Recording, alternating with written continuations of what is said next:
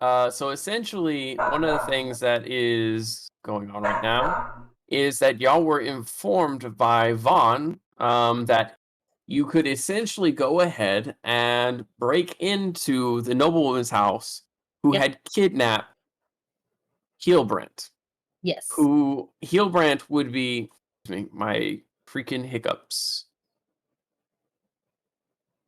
Okay, so essentially, what was his sister name? My brain just left me on his sister's name. I feel terrible. Janet. I have my notes over here. Hold on. Yeah, Janet. Janet. So Janet was looking for her brother, and what ended up happening was you ended up talking with Vaughn after Vaughn talked with the local noble, Torkin Welleth. The noble Welleth had apparently known what happened to Heelbrand and had even gone as far as to sabotage Janet's ability to leave the city by destroying paperwork, but that's all he could do.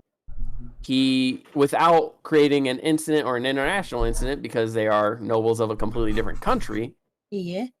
he wouldn't have been able to stop her. So Vaughn is offering to give his assistance, and when he needed some help, because he, as far as he said, some things happened with his men, he stated that he needed y'all's assistance to either get into her house when she's not there, which the gala is happening tonight, or for you to go to the gala to gather information about her that you could use to your advantage. And so you all decided that you would split the party and go ahead. One group go to her estate, which is a rented estate here in town, in the higher, the richer side of town. And the other group would go to the gala and show off and show up and try to get to see what they could gather from her. And also keep track of her so that she doesn't end up going home early. Now, with that, you all have pretty much all of you have headed out to shop, correct? Yep. Yes. Okay. You stated that you were going to look for clothing for Gragnar as well as items you might need to get into the estate tonight. Yep. All right. I'm specifically looking for armor that I could possibly wear too. Yeah, and I need nicer clothes. Okay. So here's what we will do. You're all basically entering the somewhat wealthier side of town. You've gone to the marketplace where a lot of nobles will essentially go in order to go ahead and shop. And that's where you guys said you wanted to get started.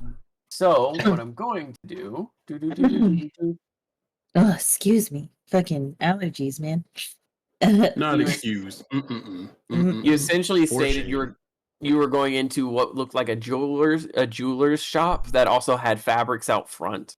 So we'll start there. The three of you approach this shop, and on the front of the shop it says Jules and Jenny's jewelry and fabric shop. Okay. Okay. My God, my phone and my connection. Yeah, you black. Oh, I guess you're greening out on us instead of blacking out. Green out. Oh God, they're greening out. You're hulking out. Every time that happens, you're hulking out on us. Jules and Janet's jewelry shop and fabric store. No. I was gonna say that sounds like a hot woman. Anyway, from there, you all actually go ahead. Let me go ahead. I'm going to type some things up real quick for you. You go in and you stated that you actually were going to go ahead and see what you could afford to purchase. You were given some gold up front in order to help cover the costs and things like that for this mission, as well as some pocket money. Oh, yeah. So I like pocket Chinese. Don't eat them. So it's Jules and Janet's jewelry and fabric store. Now, when you cloth place. Shiny cloth. When you arrive, you also go ahead and see. I'm just pulling up some things on myself because I can still see the maps. Why is everything acting so slow? Whoa. You turned robotic for a second there. Or was he robotic the whole time? Can y'all see me moving and everything? Yeah, you're Yeah. fine. Okay. Everything's kind of acting weird on my system, actually. That's not good.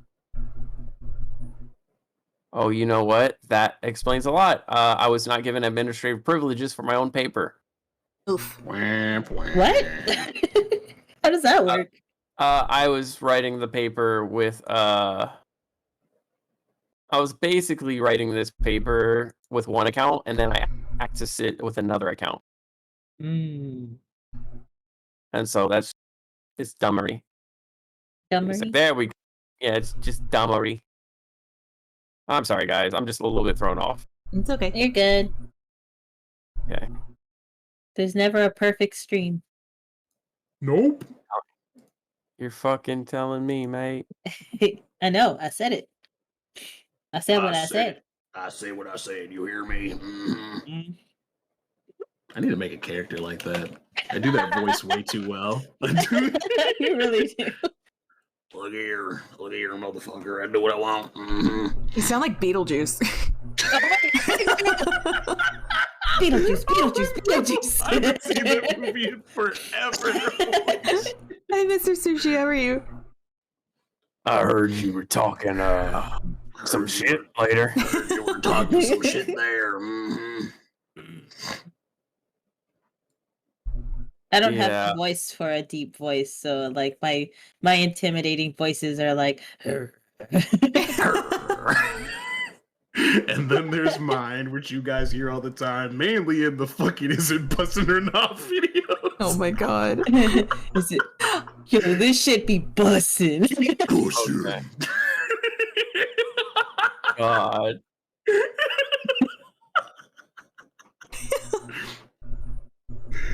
Okay. So I'm gonna have to pull up my Google. I can't edit my notes because it's saying that I'm full on my Google for some reason. Oh, gross. I am just gonna have to straight do my notes in notes. Notepad. Hey, there's no shame in that. Any hot MILFs? I don't Yeah. know. Do we have any hot MILFs in this campaign? That's me. we got Snack and I can't argue with that. Is hot MILF? Is hot? Is MILF? Oh my god. So like, here's the thing. Like, I actually set this all up. It was all organized, and all of a sudden, a bunch of random shit started happening today with my Google accounts. So I've been trying to slowly fix them, and now it's just like, oh yeah, and your storage is full on top of all the other shit that's happening. So Oh I'm my just trying to God. swing it. Computer's But, like, Wah, wah. oh my god. Like, okay, let's try this again. Also, yes, of course, there's hot MILFs. I love orc women. There's gonna be Orc lady. plenty. Ragnar No. fills one of those roles. Hot. No. Lighting himself on fire. I'm just the MILF. Seriously, And I just like picture him standing on my shoulders. Together we are hot MILF. me, hot MILF. Let By me our sit on powers face. combined, we are hot MILF. Oh I my can god. tell you right now, there is a At some handful of point- villains that would look at y'all in sheer fear with just that one line. I was saying, at some point, I'm going to throw the shit out of him, and I'm going to call the throw hot MILF. Fireball, but I'm Lord. throwing It makes it great because, like I said, Ragnar can light himself on fire and it does damage to other people. Exactly. Anyway, yes, Oh, hold shopping, up. shiny fabrics. Oh my god. So hold up. You're saying that you're literally going to throw a fireball with like Ragnar. You're going to scream fire. fireball. You're going to scream Just- fireball and they're going to expect a 20-foot No, wide just have- like, explosion. Just Yeah, have very him angry. set himself on fire again with the fucking hot vodka, fire whatever it hose? was. Yeah. Oh no, I actually have an ability my that God. literally lights me on fire. It's called Oh, Mantle hey. of Flame. There you go.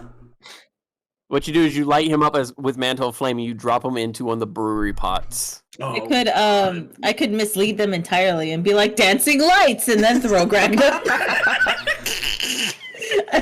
You know what's bad? I don't know why people don't do that more often, because that's a valid thing to do. Like in Habit, in the past you've cast every spell you've cast, you've yelled it out. And then when you meet the big bad, you just fuck with them. You're like, dancing lights. He's like, why would you cast dancing lights for the fireball at fucking level 15? The only reason you shouldn't do that. The only reason you shouldn't do that is because, like, I don't know, some spells require somatic components. Joke's on you, I have sorcery points.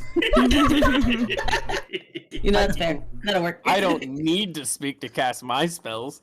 I'm special. I'm special. It is required of me now.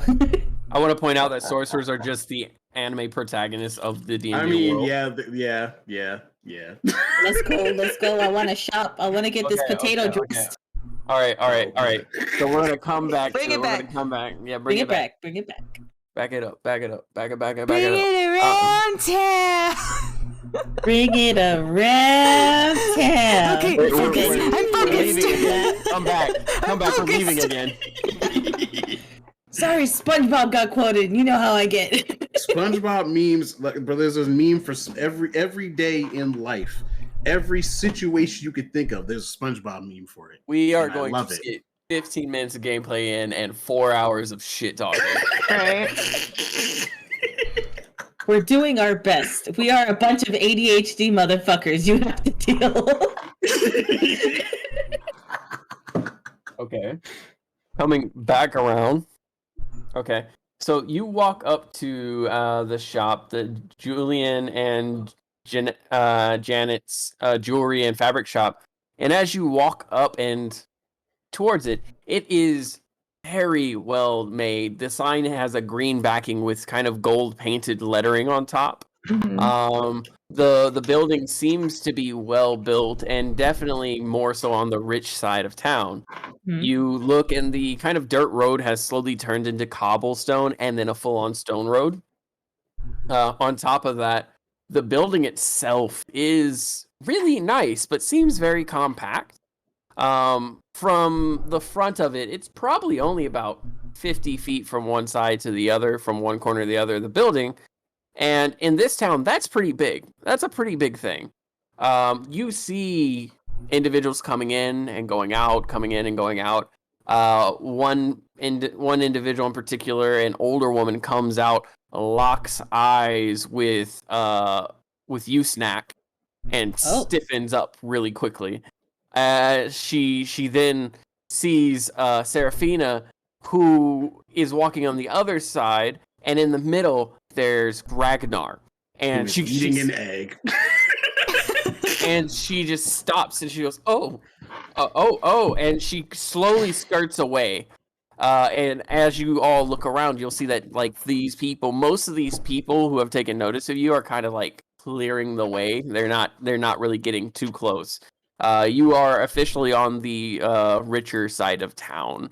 And Neat. again, this is a town that's fairly decently far away from like the Kingdom United and several other places. It's kind of in the middle, but this is a merchant town where nobles pass through on their way to and from. Okay. Well, Seraphina, you're the one who accepted the money. So perhaps we should leave that to you, and you'll divvy it up, I suppose. Or you could just hold on to it. I really don't care if you decide to hold on to that money, so long as we can all get something from these shops. Oh wait, I thought the money was already divvied up. Y'all did divvy it up already last game. I thought that Seraphina accepted the I satchel. did, but we all got a satchel. Oh, okay. Yeah, okay, gotcha. Seraphina split up the money for you guys. Okay, heard. Let me pull up my character. I should have done that a while ago. It's fine. I suppose, Seraphina, you want to help me find something for the... And she looks down at Gragnar. For him? What do you eat? Get that rock out of your mouth. No, And I he's smack it eating. out of your He's eating raw eggs, Oh, shell and okay. Yeah, maybe we should find something for him. I'm used to dressing a little bit He is covered in ash and whatever is left of that scarf. and yolk. He's pretty much wearing a burlap sack, like that's been like repurposed into a shirt. Seraphina's gonna turn and I guess just look for like whatever clothing store there is. Yeah, same. All right. So as you're standing outside the jewelry and fabric shop, you casually look around and you see a handful of different shops with different types of clothing, things like that. You see what looks like traditional, like travel wear for nobles, very fancy but very functional. Then you see another shop that sells like only dresses and things like that. And then there's this third shop, and it's a little bit more, how should I say, fancy compared to the fancy places. It's much bigger, and in the front it has mannequins, like full-on mannequins made of wood, with opposable hands and things like that. Like if you look at them, they have joints that can be posed in different ways. And in the front is one standing in a vest, holding its vest like just straight ahead. And it's kind of standing in the kind of if you've ever seen those models, those male models who hold their vest up and they're just like they tilt their head. Yeah. I thought you were gonna say it's standing in a mannequin-y way. It's just T-posing the shit out of those clothes. Oh no, not the T-pose. So there is one mannequin standing like this, and then there's another that is a mannequin in a dress holding in the hands of what looks like a little boy mannequin who's dressed in very frilly, very like young clothing that like parents would buy to show their kids off. He's got this like bib that's tucked into his shirt that's fluffy. It's a bright like Perfect. it's a bright green kind of clothing that just kind of looks gaudy as hell. Snack looks the mannequins up and down and goes.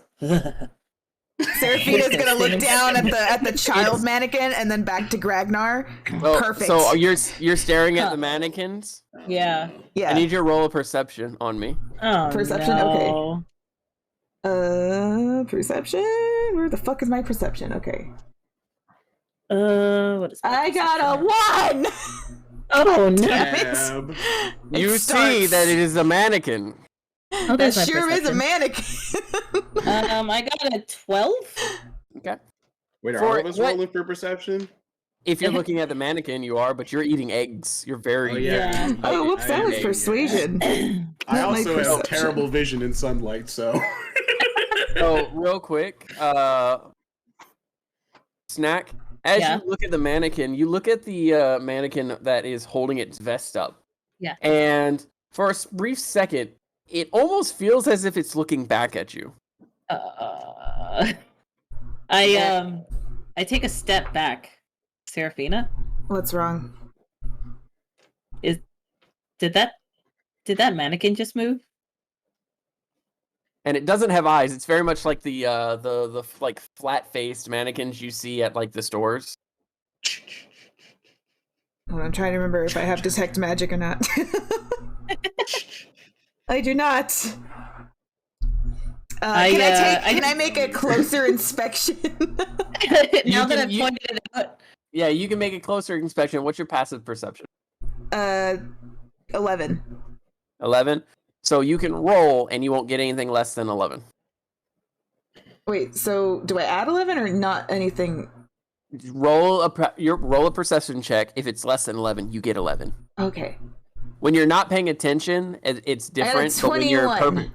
21. Or well, So- I got a 10, so I guess a 20. I don't know. Okay. What is your number? My dice number was 10, and then I guess Okay. I added 11, but you told me not to, and I fucking wasn't Add paying your attention. perception. Add your perception to it. Okay, so the 10 plus 11 is 21. No. Not your passive perception. Just your perception modifier. Oh, 11. Okay. So you look at it, and you get an eerie feeling as well, but it's not really a bad feeling. It's just, it feels like the mannequin is slightly leaned forward a little bit more than when you first walk by. As if you staring at it, it's almost like it's staring back at you. She's gonna kind of stare at it a bit more and then kind of, hello? It doesn't move, but as you say hello, the front door swings wide open, like abruptly, and it kind of makes you all jump a little bit because you've been staring hard at this mannequin. Son of a bitch! And the person who opens eating eggs. the person who opens the door is this tall, thin man, very thin, like deathly so thin. Like wind blows him away, he might fly. Thin. Oh. Very sunken in face, and he kind of stands. He's got what looks like a vest himself, which looks very similar, but it's in complete black. He has a white jacket on top with a black undershirt. So the white jacket really sticks out because it's very prim, very proper, very clean. Mhm. And then he has these black dress pants that almost fade into this darkness that is his shoes, which are very tall, like boots that go over the dress pants. And he Okay. stands there and he kind of goes, "Hello, children. Is there a particular reason you're staring at my mannequin so intently?" I'm not a children. I'll have you know I am a grown And I kobold. cover his. No, I close his snoot. And you get egg stuff So all he over We were he just really liked that green one. Yeah, that's why we're staring at it. We were trying to Yes. see what he sees. we were just admiring the clothing on the mannequins. Yep. And he Not creepy at all. Not even in the slightest. No. Mm-mm. And he kind of lets out like a small side grin. He kind of chuckles. Come on in. And he waves to the mannequin to, he kind of gives this wave to go, go, go. And the mannequin stands up, pulls its hands to the side, Oh my and god! then, and then proceeds to move. I open hide the- behind Seraphina. It opens the door because it was like a little set piece, like you might see in front of Macy's or something. It opens the door and then proceeds almost mechanically move out. Ugh. My own custom design. Come on in. Yeah, it's great. It's always good to see the enthusiasm Are you? that comes with him. Yep. Enthusiasm. Seraphina, after you. She's I'm gonna. not- Seraphina's just gonna kind of walk in and kind of nod at the mannequin as it. I guess it's holding the door open. Yeah. Yeah, it holds the door open for you and kind of just goes, kind of stands up and goes, Yeah, she's gonna kind of nod at it and thanks as she walks by. I enter holding Gragnar between us like a wall and like slide in through the side. and as you do so, the mannequin, if it had eyes, it locks eyes with you and its whole body stops moving and it just goes. I'd like to think Seraphina's used to this because she's grown up with magic. So. So you've grown up with magic. You've grown up with magic, but you're not sure if this is magic. As you walk by it, you can hear a faint clicking sound, like a ticking. Oh. What's that mysterious ticking noise? It's a pipe bomb! Yay! That escalated very quickly. So as you walk through, the mannequin holds the door open, and then the older gentleman, again, he is very, very old. His hair is receding and very thin, but it's this dark, almost like peppery gray that gets swept all the way back. Like it's all being slicked back. Okay. Mm-hmm. And he almost like the thinness on top is to the point you can see his scalp underneath, but then like he has very thick hair on the sides. So it's very much like he's sweeping it back because what little he has he takes care of. And again, he's very thin, but he's also tall. Snack, he's about as tall as you are despite being super thin. Oh. Yeah. So when he lets you all in, the door itself is made to go ahead and allow for y'all's entrance. These are very large doors with glass on the front. Okay. Again, this is very fancy, even compared to the other places. This is very fancy, very well made. And he kind of follows you in, and he snaps his fingers, and boy, and as he says boy, the little the one dressed in the bright green, the mannequin dressed in bright green, stops, Eh. lets go of the other mannequin's hand, throws its hands to its side, almost like a little kid, and then turns around on a heel and steps down and Jesus. walks over. And it stands directly in front of the old man. So you said you're interested in this particular garment. Yes, The- these mannequins are fascinating. Sure, fascinating. Yep, that's the word I would have chose. They're my own design, clockwork, with a little bit of enchantment, of course. It allows for a certain amount of sentience. Neat. It's very interesting. I do love to tinker. A friend of mine is a bard, and well, I couldn't help but get a fellow wizard to take a look at it and do some inscriptions. I was quite amused by the capabilities of bards to make things move on their own. And it's not every bard, but it's skill. And he starts kind of getting off tangent. He starts talking about the intricacies of magics and runes, and how he took the time to carve each one parts of these mannequins out of wood, and they're all made out of like really sturdy oak and other types of trees. He mentions black oak, and he mentions millennial oak, which are his favorites to work with. And he goes ahead, he actually goes and pops the front of the face of the taller male mannequin off. And you see that for all intents and purposes, the inside of the head is empty, and it's just like a lever system that tilts the head to make it look like it's moving and stuff. And he's like, it actually can't see like you and I see. It uses the runes as a way to like bats and sonar, only it's magic and rocks. And he just kind of grins ear to ear. So you mentioned you mentioned runes. Would you be familiar with a sort of rune that is able to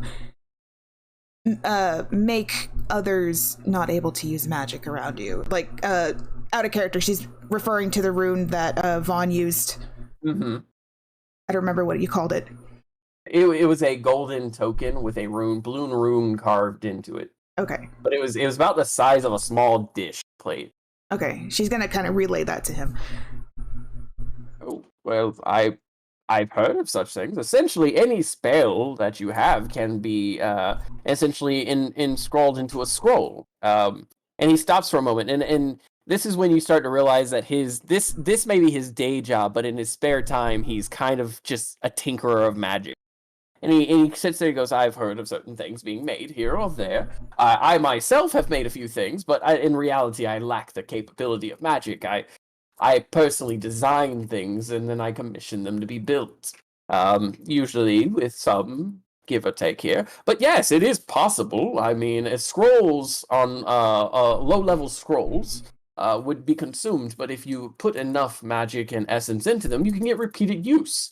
If what you're describing as this kind of disc-like gold saucer, very much so. And even if someone were to use a particular type of ink or metal or gem even, that would help increase the abilities of it. You could probably, with a cheap trinket, get something about 5 feet around you. But with what you're saying, I would assume you're talking about something of at least 15, 20 feet. That's quite an expensive trinket. Good to know. Do you know anyone that I may be able to go to for that?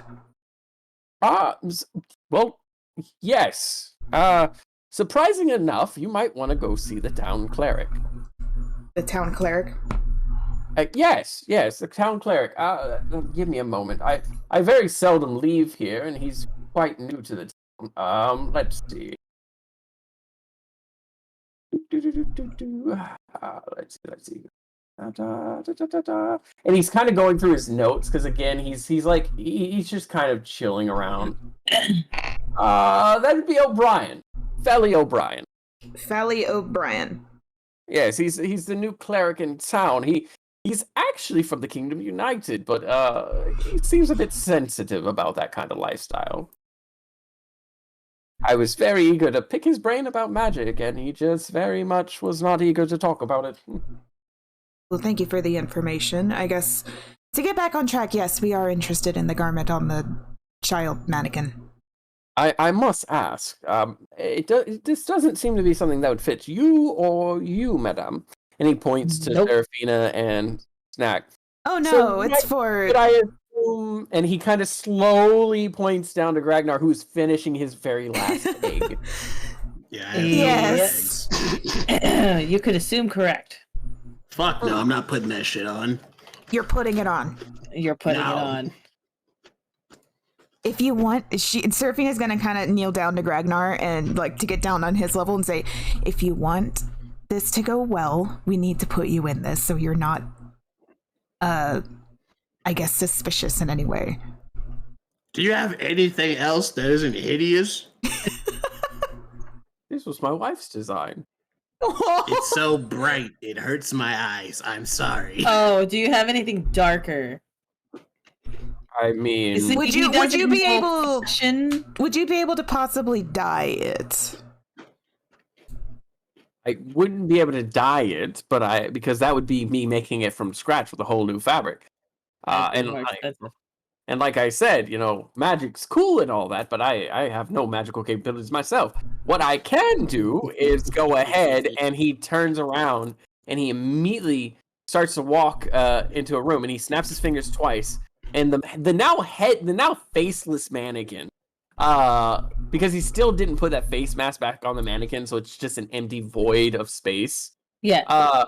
It bows and then turns and follows the older gentleman, and the little boy mannequin stands there, but it's kind of like moving its head around as if it's looking around, kind of in standby. And the old man heads behind the counter, and then he opens a door real quick and he goes into the back, and the mannequin stands outside the door, and all of a sudden you see like the old man like throwing clothes out. He's rummaging through something, and the mannequin's just kind of catching the clothes, putting them over one arm, catching clothes. Like the old man has no like care in the world for how he's handling it. Uh-huh. And finally he goes, Let's see. Yes, this would be perfect. So I assume you're looking for something for a fancy evening out. Is that correct? Yes. Sure. How fancy are we talking? Meeting royalty or family? A gala. Oh, you're going to the gala. He's just all of a sudden you see more clothes falling out. The mannequin almost can't keep up. And the mannequin's like almost like frantically trying to catch these clothes at this point. It's just standing there wide open as the clothes are thrown onto it. Just like it's just taking what it can take at this point. It's not trying to catch anything. It's just being thrown at it, and it's very much covered in clothing and fabric of random things. Despite how scared of this mannequin I am, can I try to help it catch the clothes so that it doesn't touch the floor? You could, but the issue is that this is about 40 feet away behind a counter that also is closed. You would have to like get over the counter, and this poor mannequin is just a pile of clothes by this point. Oh, It's never already mind. It's fine. already a failure at this point on mannequin's part. And, you see like fingers sticking out of this pile of clothes that are just kind of there, and he goes, finally, and he comes out. Where'd the mannequin go? Anyway, over there. He's like, oh God, what's wrong with you? You were supposed to catch all those. And he just kind of pulls some off, and the mannequin just kind of starts picking up clothes and immediately folding them. What was the point of commissioning you? And he just walks the other way and comes back. Look, I may not like the guy, but I do feel a little bad for him. And the little boy mannequin is kind of still sitting there. And he goes, "Oh yes," and he snaps 3 times. And that little mannequin then stops immediately what it's doing, turns on its heel again, and goes back up and holds the hand of the mother mannequin, striking its pose once again. I'm gonna snap 3 times to see what happens. Nothing happens. Oh, it won't work with you, good sir. You're going to need one of these. And he holds up his hand, and he has 3 silver rings on. I snap one of these fingers with the ring on it, and it has an effect. And each snap and each clap and so on and so forth has a different command attached to them. Ooh, I'll give you an egg for it. Interesting. Wait, I ate all my eggs. Yes, you did, good sir. And he like looks you over, and you've just got like yolk dripping, and it's starting to dry as it drips from your face. I would recommend cleaning him before you put him in this. Oh, we planned on it. All right. And he pulls out what essentially is an entire black, like, noble's outfit. Ooh. Very sleek with white and gold highlights on it. And it comes with cufflinks, everything. He lays it all down in front of you on the counter, and he waves you to come closer. As you do, you see that this is very much like a black noble's attire that's meant for fancy nights and evenings. But Seraphina, you also know that most nobles don't wear black unless it's like a funeral or something like mourningful.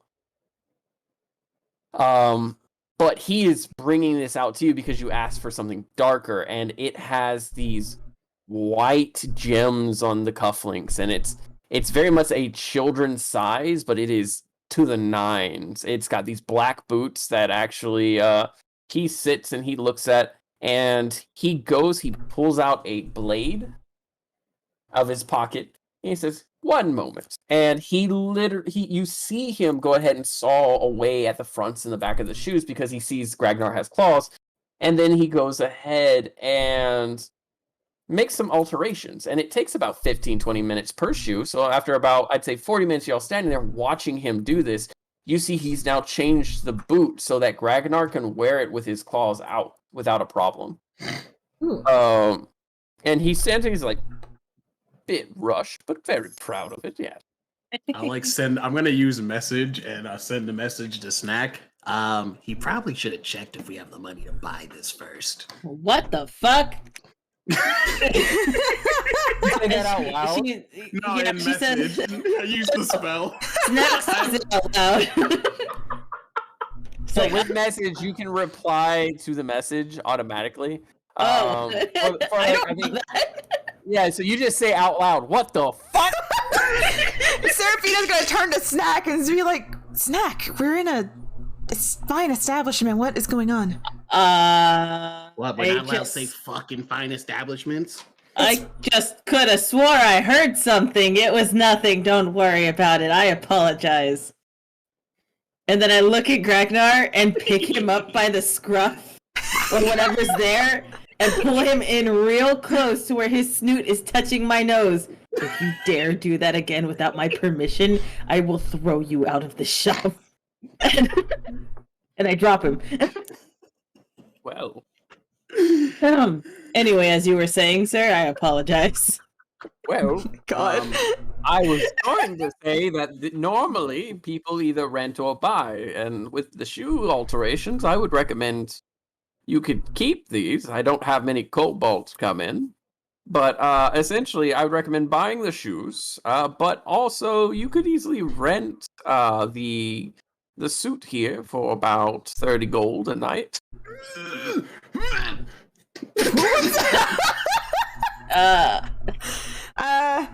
Okay. Does Gragnar have 30 gold? No, that wasn't me. That was out of character. That was not great. Out of character, he knows how much that is. Man had a hernia because he knows the cost of living in medieval D&D. Oh my god! 30 gold? Hold on. Boop-a-doop-a-doop. He's like opens his backpack once again, is like face deep in the backpack, just looting around in there. I got 9 and a bunch of other stuff. Do you do trade? I do not, unfortunately. Well, actually, and he stops for a moment, and there's like a twinkle in his eye. No, that would be a bit uncouth of me, as well as just irresponsible. What is I'm sorry? What is it? Well, you see, I have another side business that I do, and I do have some things that I could go ahead, I suppose, lower the price for you. Maybe down to about 15 gold. But this is a handcrafted, handmade, with silk, might I add, that is Understandable. collected. Like, I could go through the whole spiel, but I don't want to waste time. It doesn't seem like you're the types to really care about that kind of thing. So let me be 100% forward with you. In this establishment, the cheapest thing you could rent would be 20 gold for a night. It's a very expensive place to shop for most normal individuals. And I will speak honestly about my clientele. They're usually of the more humanoid build. So this is something that I'm actually quite proud will actually fit him. It's one of the reasons I'm quite giddy about it. I've never actually had the chance to sell clothes to a kobold before. Well, we are Anyway. appreciative of the accommodations. Yeah. No problem. Anyone who comes and wishes to buy things and has an interest in tinkering with magic, I'm always willing to go ahead and talk things out. I'm quite knowledgeable, in those things. But beside the point, if I could get your assistance, I'd be willing to lower this down to 15 gold. And Assistance? With what? What would we be doing? well, essentially, I have a few deliveries that need to go out, and also some packages that need picked up. If you're just going to be shopping today, it'd be fairly simple. I just need to make sure they get to me, because, well, they're expensive. Well, one package in particular is about 1,563 gold expensive. Also, That's, I see. one more thing before we go forward and pay all this expensive money for these clothes. Would it happen to be fireproof? Oh boy. That would be. I mean, it's fire retardant, but that's only because I like tinkering. Most places wouldn't have that. So let's say, how much would it be to actually buy the garment? Outright? Yes. Well, I don't. This model has been, I I would say, about 75. 75 gold?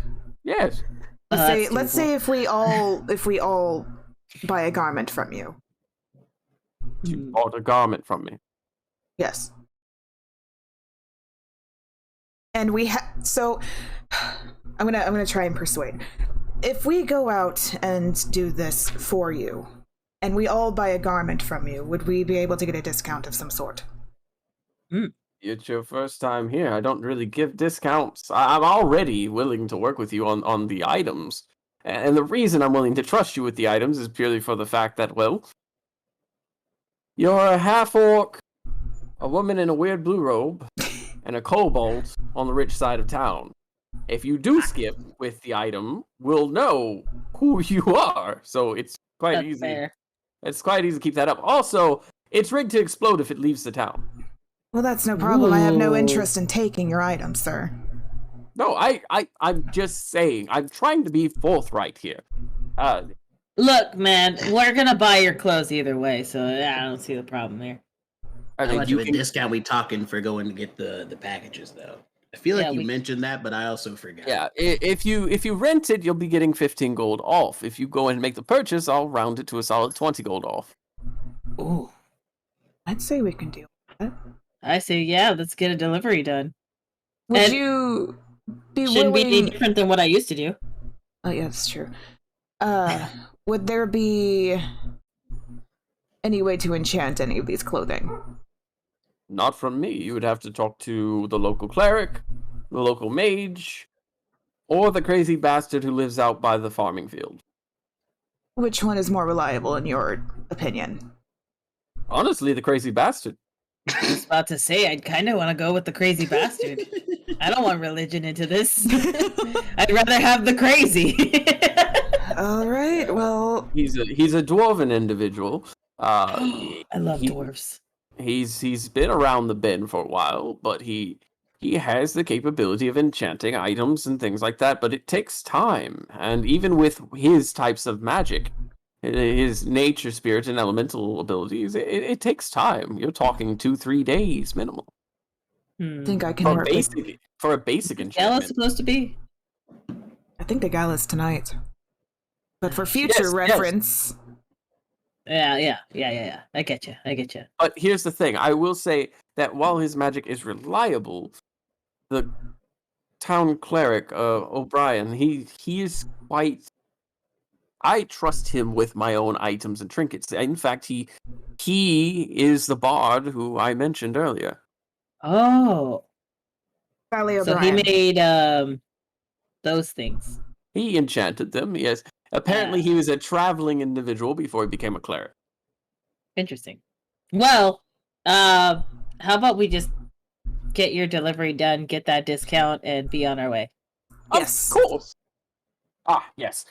And he gets very excited again. He runs into the back, and you hear this what sounds like a large gear turning, like. And then you hear. I'm sorry, honey. You went into the description, and all we saw was you moving, but there was silence. So we just saw like your hands rotating, and then you went click. Hold on 1 second before we get into this. Can I will be right back. I have to use the restroom. I've had to use it for like the past 10 minutes. Oh shit. So I'll be right back. Jinkies. Jinkies, Velma. What's really funny is I was doing a sound. I was going. Yeah, no, we didn't hear any of that. We just heard silence and you moving. And I was like, wow, that's not very loud. Yeah, apparently you can't hear the sound if I'm this far away. Nope. But you can hear it. Yep. Absolutely can. You got to eat the mic.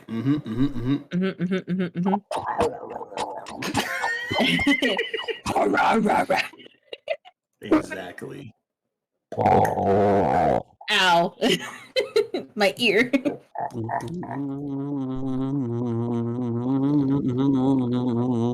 That is something you and Demon both do, and I don't get it. Beatboxing? Is that beatboxing? See, y'all both do that. Exactly. I don't know what we're doing, but hi. Beatboxing. Yeah. Boots and cats and boots and cats. Boots and Cats cats. and boots and cats. Exactly. What's really funny is, as much as that's a meme, that started off as a meme because that's an actual practice for trying to get like Yeah. certain sounds down. I actually didn't know that. Yeah, because it's boots. It's Yep, would not have known that. I just make lots of sounds. yeah, it's the equivalent of like Lots of it's sounds and lots of sounds and lots of sounds. All right, so Yes. sorry. Sorry, I So the was having silent clicking. flashbacks. you're fine. So there was you hear the, and then you hear like what sounds like something spinning really quickly, like shh, and then you hear, and there's something that jingles for a second, and then you hear a large slam, and then a shh, and he comes out and he's got this box. It's only about a half a foot wide and maybe about 5 or 6 inches, about 3 or 4 inches long. And he comes out and he sets it down. And it is a completely solid silver box. Like the color is just silver as if it's made of metal. Mhm. And it has an engraving on it that states clockwork and technology. Or actually, it's Clockwork and Chronology. Chronology. I'm sorry, my own words. Jesus. And it's Clockwork and Chronology, and it is a solid silver box with like smooth, round edges, and it's only about 2 inches thick. And he kind of smiles really wide again. Come look. And he like ushers you all to come closer. He's on the other side of the counter now, and he rotates it, and he puts his finger. Reach the counter. Yeah, no, you wouldn't be able. You just barely see over the counter. I lift him up. So you lift him up, and as you do, he puts his finger right on the first O, like his thumb down on top of the first O, presses it inward, and the center of that O presses inward, and you hear a click. He opens it, and it appears to be a pocket watch. Oh. And he's smiling ear to ear as the pocket watch seems to be made of wood and gold. And he doesn't pull it out. Instead, he gently presses his finger on the head of the pocket watch to pop it open. And as he does, you see that it is all the gears on the inside are visible, completely visible. There's a glass sheen on it. And in the face of it seems to be the carving of a family crest. And he goes, I personally engraved and made this device completely from scratch. It was a custom order, and I couldn't turn down the prospect of the money to be made, obviously. Well over 1,000 gold. That's quite worth something. 1,000 gold? Does it rewind time? No, actually, but it does play the last words of his wife. And he kind of sulks for a little bit at that. He's like, it was enchanted with a stone originally. I had to transfer the enchantment, which is one of the reasons I really do appreciate the gentleman who's on the outskirts of town, because he was able to actually transfer the enchantment to this device, so that every day at 3:00 it goes off and it has her voice saying "I love you." It's quite a sentimental piece, which is one of the reasons it's so expensive. The transferring of the actual rune, and its ability was quite cumbersome. But it is something that I think is very, very important for this individual. And if you could deliver it for me, I'd be much grateful. However, and I say this with all the kindness in my heart, and he closes it, and he puts his thumb back on as if he's pressing that button down again. It pops up. And then he presses the second O in Chrono down, and you hear a ping. This item, this case specifically, if it leaves this town without him being the one to open it, it will explode. And it would be extremely loud and painful, and there will be black ink everywhere. Oh, okay. Ragnar, keep your fire away from this box. What? I wasn't gonna eat it. Oh no, What? the box is fireproof.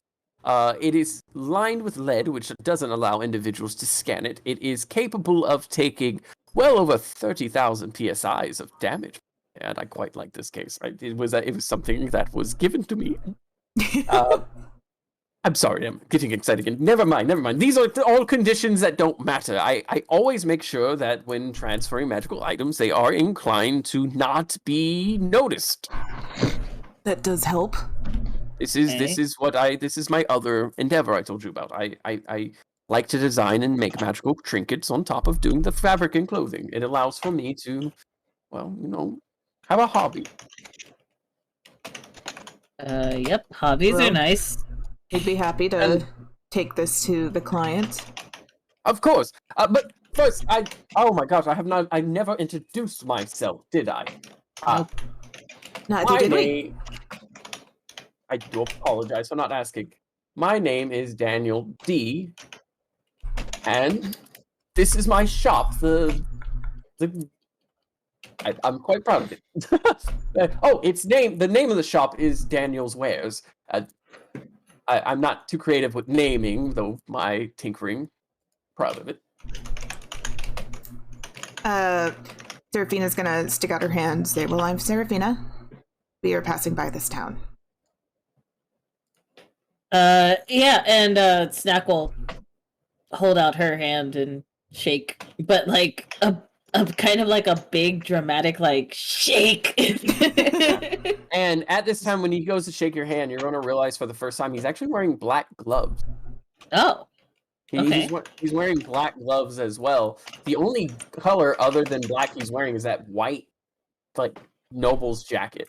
And he shakes your hands quite well. And when he gets to snack on that big shake, he gets a little excited and he squeezes your hand, and you can feel it tighten a little bit, as if there's a bit of strength behind that, despite his age and his appearance. Yes. Is there anything else I notice about the box? I'm just curious. When you look at the box, it is just it's essentially a really simple yet fashionable what would I call it? It's like a case. It's a really fancy case for this fancy watch. And it, for all intents and purposes, there's nothing that really sticks out to you. Oh, I was just wondering if there's any other buttons on there. Not as far as you can see. You saw him press the O's there, but like he said, if someone tries to open it or leaves town with it, it will explode. I'm not stealing the box. I'm just keeping that in mind. Oh no! I'm just letting you know. And as he shakes all your hands, he actually leans down to shake Gragnar's hand. It is covered in eggs. And he sort of pauses as if waiting, and if you don't take his hand, he just kind of, oh, all right. But if you do, sure? Yeah, I was assuming you just didn't want to get your gloves dirty because I literally have egg yolks all over my hands. So there's not a living creature in this world that I would turn away from a good shake on. Oh, he gives him his squishy hinge. Use your And it's this dry crunchiness because some of that egg has very much been there for like y'all stood around for 40 minutes while this man worked on shoes. So like this stuff is dry and crusty. And as he shakes your hand and as you let go, you'll notice that even though like it's all crusty and shaken on yours, his glove is completely black still. Fancy gloves. So Interesting. Anyway, yes, if you could deliver this for me, and he pulls out a paper from his pocket, his breast pocket, and he begins to jot down an address, and he sits there. You're not from around here, are you? No. Nope. I didn't think so. So he then starts. It looks like he's scribbling a small map on the bottom of it, and it looks pretty simple. He turns it around so you could look at it, and it says, "This is where we are." And it's a street. It seems to be a line with a dot on it, and he's pointing to that. If you continue when you go out here, take a left. Continue left until you hit Market Street. And make a right. And just continue down. You'll eventually come on to Market Street will eventually turn into Anthel's Boulevard. That is where the residency will be. It is a rental residency. And this is starting to sound a little familiar to you guys because it's the same area that Vaughn mentioned to you. Right. Yes, Also, question. Yes. Can you give us a note so the guards don't beat our heads in for looking suspicious or something? Seraphina's gonna not kind of lean into Gragnar. We have the card, remember? No. Wait. You do have a point. And he stops and he goes, yes. Racism. Ugh. Yeah, you could say that again. Racism. Ugh. And he proceeds to write a formal letter. And basically, if you were to read it, it just states, "These are my representatives on my behalf delivering to a Mr. Baskin W. Wilson."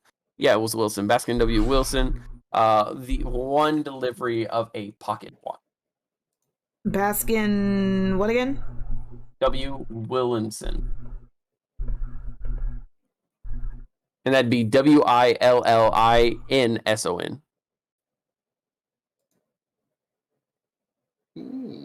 Okay. And that's Baskins W. Willing. And so you have a letter basically stating that you're able to go ahead and go to these noble estates and deliver. And one thing he does explain to you, actually, the rental spaces, they are normally seasonal. You know, kind of you rent it for the summer type thing and things like that. But there are some that are essentially owned by families that come and go. Mr. Willinson has pretty much always rented this place out. He's an older individual, younger than me, but still older. And this is just a memento for his late passing wife who passed this early spring. I see. So just be... Handle with respect. Exactly. Handle with respect and be forthright with him. He's a good man, a little rough around the edges, but his heart is on his sleeve. It was a very sad day when she had Isn't to it go. supposed to be in your body? What? What? You know, And he stops for a second. He looks at Gregnar. Yes, you're quite right. It would be safer there, but some people just have it right out there where it could get stabbed. That's a terrible idea. Isn't it, oh though? my god. Well, we'll take the watch Yep. now and Yep. go to We'll the estates. We'll do what needs to be done. Yep. Well, Ragnar, Seraphina, Miss Crusher, have a wonderful day. I guess Seraphina will take the box and start walking out. Ragnar, we can't take you anywhere.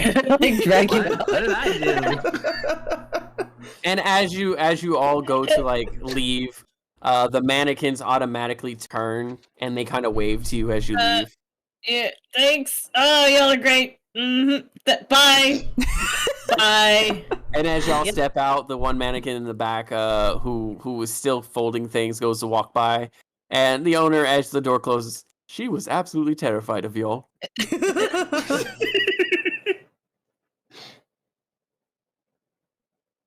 All right.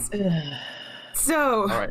I guess we go this way, and Seraphina, I guess, just kind of goes where she remembers the map saying to go. Yeah, you go left, Yep, yep, and then you head down until you get to Market Street. You turn right, and then you'll get to a boulevard, where in which Did you'll he give us the map? I don't remember. He did. He gave you the map and a written letter with permissions, basically stating that you're his representatives for the time being. Yeah.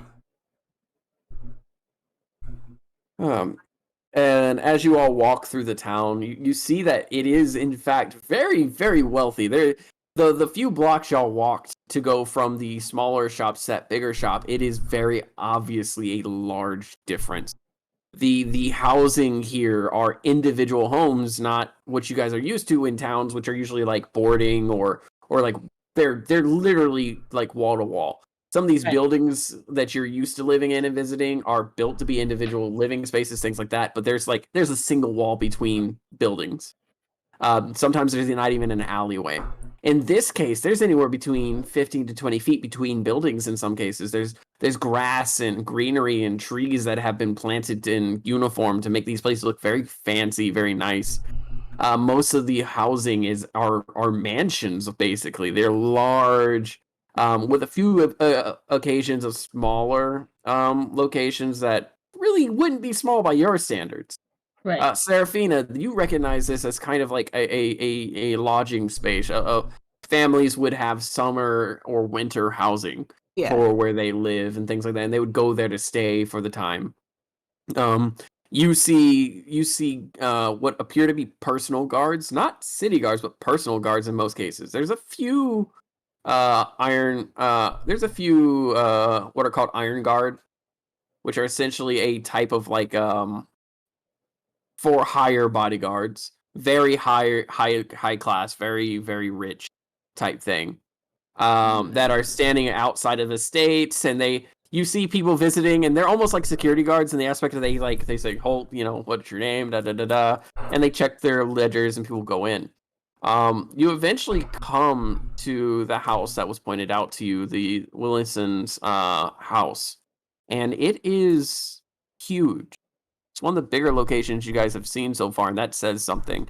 and it seems to be almost up on a hill by itself, with probably about 2 or 3 blocks worth of greenery in front of it. There's what appears to be an orchard in front, with apples and pears seem to be planted in mixture. But it seems to be in almost disarray, like it hasn't been looked after in a few months. There is one particular what appears to be an iron guard standing in front of the establishment, and he's leaned up ever so casually, despite the fact that all these other guards seem to be very on point. He seems to be very chill, leaning ever so casually back on the stone fence, and it's a stone and iron fence. Very, very nice, very expensive bullshit, Yeah. And he's standing in front of the gate door, and as you approach, he looks at y'all, and he just kind of expects you guys to continue to walk in, then you stop. What do you do?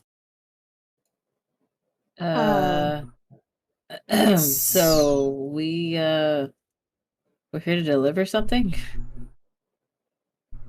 Okay. Yep. How can I be? Seraphina, your turn, and then I push her in.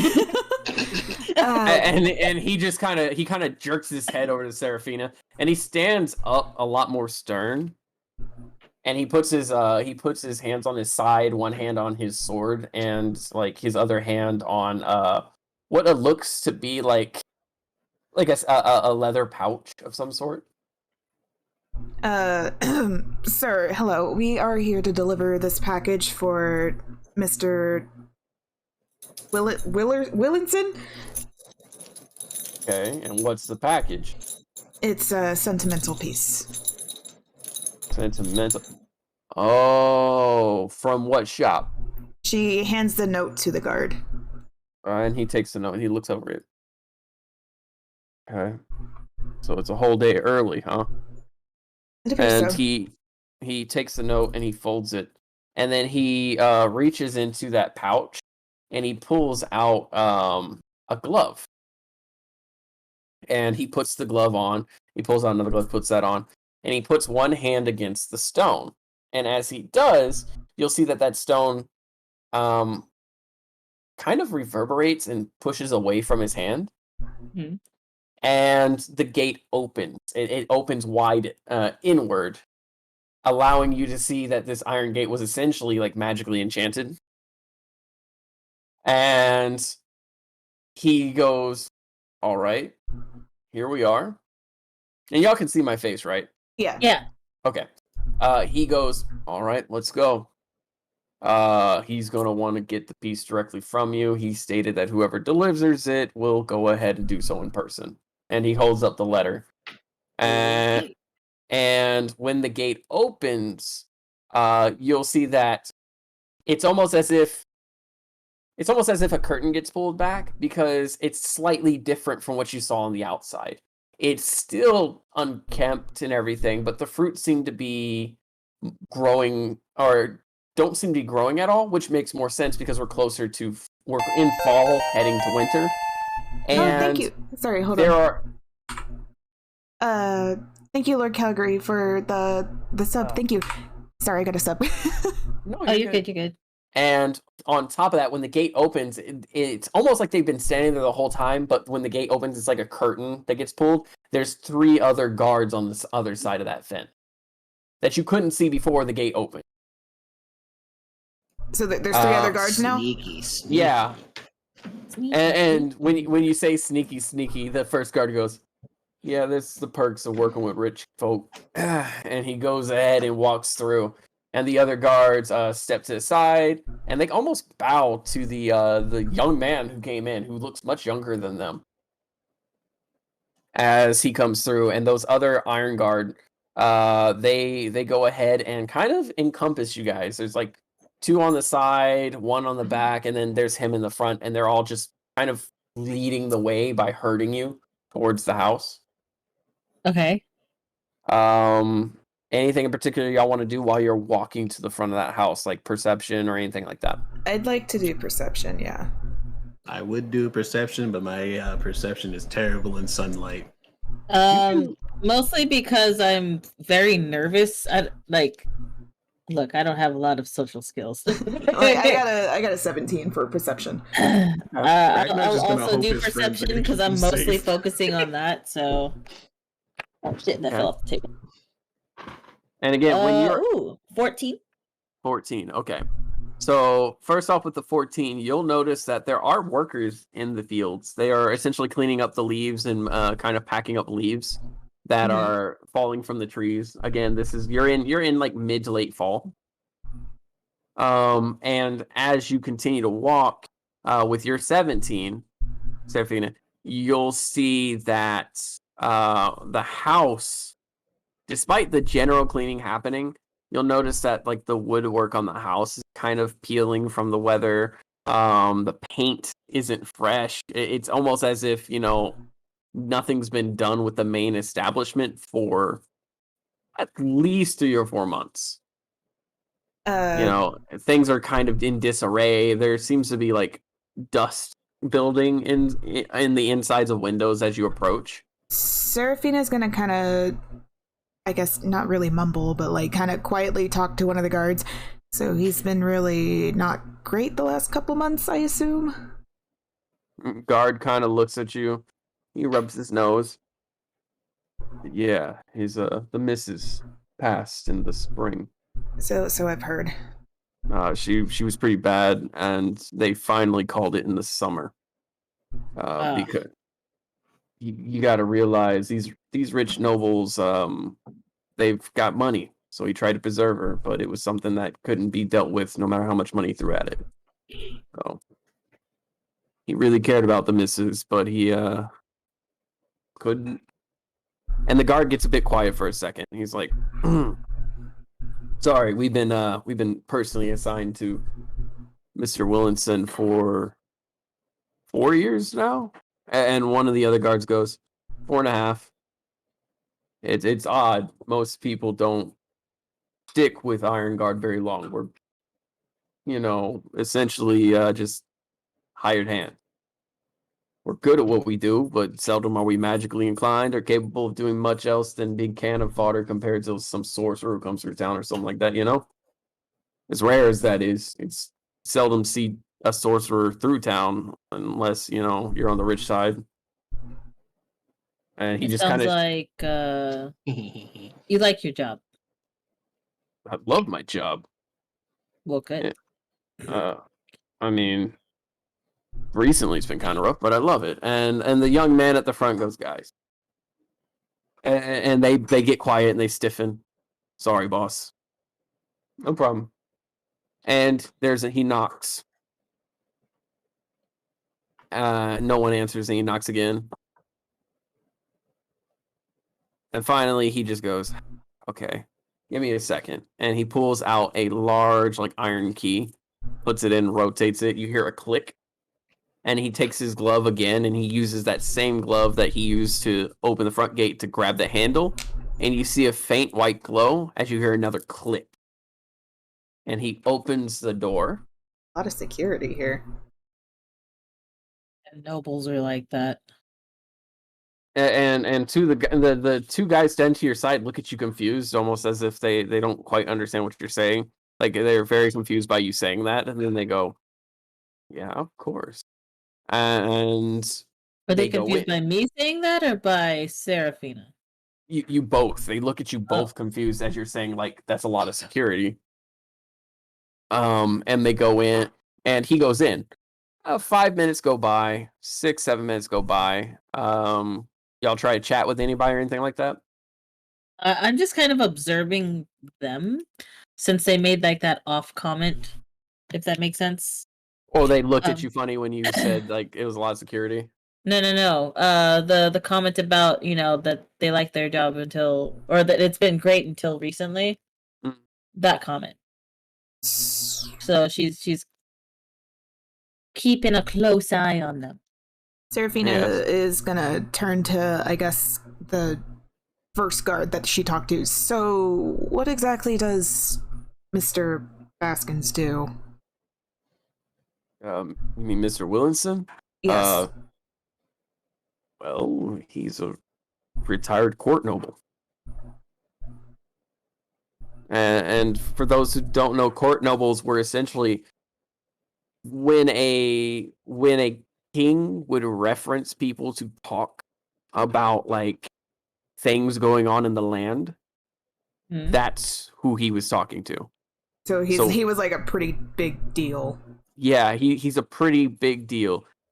He was a retired court noble. He did it about 30, 40 years ago and has been retired ever since. Oh. Yeah. Y'all didn't know that? We're not from here.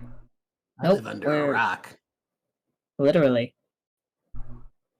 And almost for like the first time that it clicked, this older, kind of gruffy security guard goes, "Oh my god!" And kind of jumps back when Gragnar says, "I lived under a rock." And he's like, and he kind of stops. He's like, "You talk?" Well, of course he talks. What did you think he could do? He can also set himself on fire. Oh yeah, that's fun. That I can. Are the trees for eating? When you say that, all three of the remaining guards, because the one you first talked to was the one who went in. Yeah. All the three remaining guards kind of put their hand on their hilts and they kind of step back. Oh no! Don't worry. He's no. harmless. He's harmless. Wow. It's a little racist much. Wow. See, I'm definitely welcome here, guys. I just thought it was a neat feat that he could do. Yeah, so did I. And as you say that, you hear the door open again. You hear that first click and then that secondary click, and the door opens, and he in the younger looking guard comes out. What the hell are y'all doing? Get your hands off your fucking swords! And they all stop. They look. It's like, sir, apparently the little one can combust. Apparently they've never seen a talking kobold. To be fair, I don't think they've ever seen a kobold. And he walks down the stairs. Yeah, you know what? That is fair. It was rude of us to assume that you knew of this race. Um, If it helps, we just call him a potato. I have a name. I will say one of the things I pointed out at the beginning of the campaign, and this is just me, I swap race for ancestry. So when people talk about different ancestries and things like that, or different races, it's in world it's referred to as ancestries. Only because in world it doesn't quite make sense to use the term race when that doesn't make sense for literally anything. That's just my brain. Make it a sense. Yeah, but what ends up happening is he goes, though that is a strange trait. If you can go ahead and like make yourself combust like that's definitely different. And as he goes ahead and he steps out, he opens the door more, and you see what appears to be a very small. Magnar's chewing on some eggs. That was all kind of loud, bro. Bro, I was sitting here. I tried to talk through it, but it was the equivalent of like. Oh, we can't even hear that. It was much louder than that. Like I don't have like paper towels or anything I can use. For That was hilarious. I'm sorry. It made it funny as I was trying to be quiet. I'm crying. I don't know why that was so funny to me. I was trying to talk through it, and that just wasn't gonna happen. Like I lost train of thought. God damn it! I was like, Something about the inside of a small house. yeah. Well, as you guys watch, and the noble finally steps out, you find that it is a very small, very thin, human man. He's like hunched over, and you can see he's got I forget what they're called, the marks on the skin. Oh, like the dark spots and stuff. Yeah, Liver spots. He has liver spots that are basically all over his skin, and he's very thin. He's got a cane that he kind of leans on more than anything. Like, you know, you've seen people walk with canes that they're normal and stuff. Yeah. They're good. No, he is straight leaning on this and taking his time. Yikes! I mean, And beside him is a young woman who steps out and appears to be an elf immediately. She has very long pointed ears. Even for an elf, she has very long and pointed ears that stick out very far. And her hair is black, pulled into a tight ponytail behind her. And she's dressed in what appears to be like white garment from like neck to foot, with a dress and everything. And she's very much helping him along. She's his nursemaid. You know, the person looks after him. And she has pitch black eyes. Like she has white of eyes, but her actual irises and the color of her eyes is black. And she just slowly helps him forward. And he kind of raises his hand. Thank you. And she just stands next to him, completely silent, completely still. She doesn't move. She doesn't say anything. She just stands there, and she slowly scans you all. And it's not the look that you would normally get from like a younger individual. This is very much like an older person looking out at like students almost, or like kids that they're like trying to discern whether or not you're going to be a problem. Well then. And it's not a scornful look. It's just a very stern. You know what I mean? You've ever seen an adult that just Overprotective. Oh yeah. Yeah. Very much like I'm trying to make sure that his heart doesn't skip a beat because it might kill him. Right. And she stands right next to him, no more than probably 2 inches away from him. And he goes, "You have my watch." Yes, sir. We absolutely do. Serafina takes a step forward and presents the box to him. Yes. Give me a moment. And he turns. Where did I put my bag? My money bag. And the nursemaid just slowly like grabs his hand and like puts it to his bottom pocket. And he goes, yes. And he pulls out the whole bag and he's shaking. He goes, I've already separated the tip for the delivery. He said you would arrive at some point, so I wanted you to have this as a thank you. It's much appreciated. She'll take the coin bags. Yeah, it's a single coin bag, and when you look inside, it doesn't seem to have a lot. When you first take it, it doesn't seem to have a lot right outright. But if you are you going to peek into it, or are you going to put it away for now? She'll like kind of look into it, I guess. Okay. You peek into it, and as you do, you can hear the scoff of the nursemaid standing beside him, as she stares at you. But when you slowly take a peek, you don't see gold in there. You see what looks like a handful of jewels. Oh. Thank you. And he reaches out, and he lets go of the cane completely, and the cane just almost falls over. The nursemaid grabbing the cane real quick, and he just kind of leans out. Please, the watch, please. She'll hand it to him. And as he takes it again, this is a solid metal case. It almost takes him with it as it sits in his hands. And the guard and the nursemaid grab him before he falls over. And he sits there and he goes, okay, give me just a moment. And the guard kind of like takes the box and holds it for him as he puts his thumb on the eye. And then he presses that, and then he goes and he follows the curvature of the C for chrono, and then he presses both the O's, and there's a click, and then a third click, and it opens, and you can see this small man who's been through what appears to be a lot. You know, he's lived a long life. Mhm. He sits there and he starts crying. And he goes, "What time is it?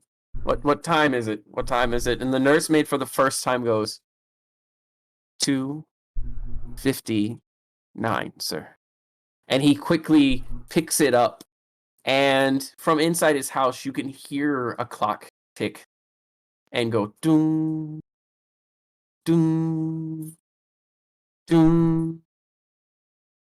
And then you hear the watch go tick, tick, tick.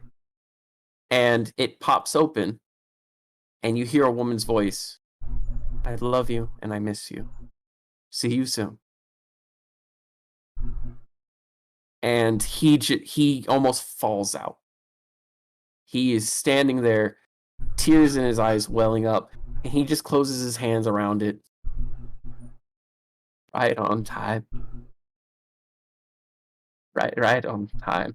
And he pins it to his vest and drops it into his pocket, with his hand still in his pocket, clutching it. Thank you. My sincere condolences to your loss. It's fine. We did everything we could. We lived a very long life. I lived quite long for a human. And he stands up a bit proud and almost falls backward a little bit, and he gets helped to straighten up. I'm 123 years old. And it shows. It's a long time. Yes, I'm quite blessed. And my nursemaid has been with me since I was a boy, and she'll outlive me, unfortunately. Well, fortunately, but it's complicated. Elizabeth, this is Elizabeth, and he just kind of holds out his hand, and Elizabeth ever so gently holds his hand and kind of like leans over. Let's go inside, sir. I think yes, Elizabeth, yes. Thank you. What were your names again? Seraphina. Snack. I got that one. What? It's Seraphina. Snack. Snack hip crusher. Creative. Okay. Family name. Okay. Well, thank you for your time. I will. I think I'll retire now. I'm feeling quite tired. Question. Oh no. Yes. Can we have some fruit from the tree? It looks good. So the fruit, there appeared to be fruit until the gates opened, and you saw that there were no fruit on them at all. It appeared to be an illusionary spell to let you think.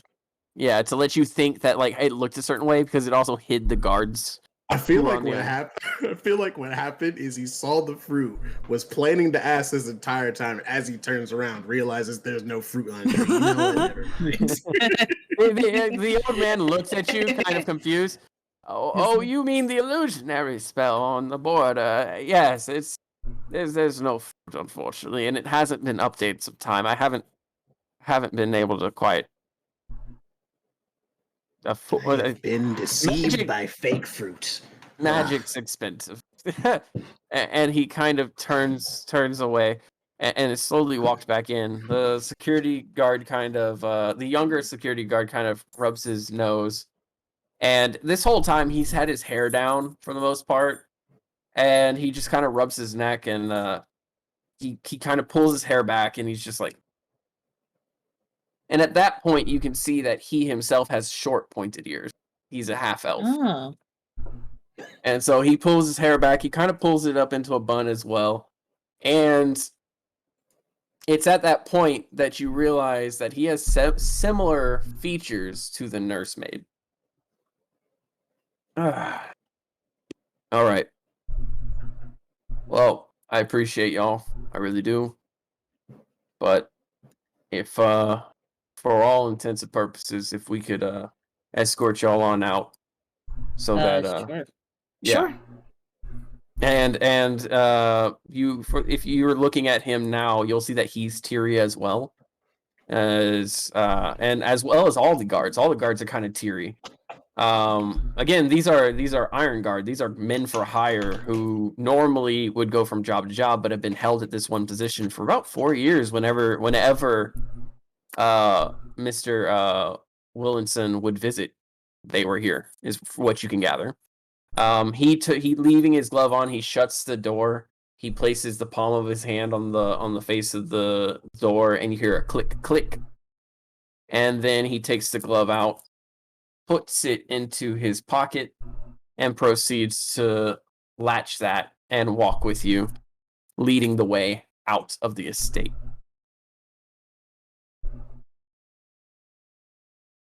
As you pass through, you do see a handful of individuals, again, working to clean up the yards, things like that, but not as many as you would think would be necessary to take care of such an estate.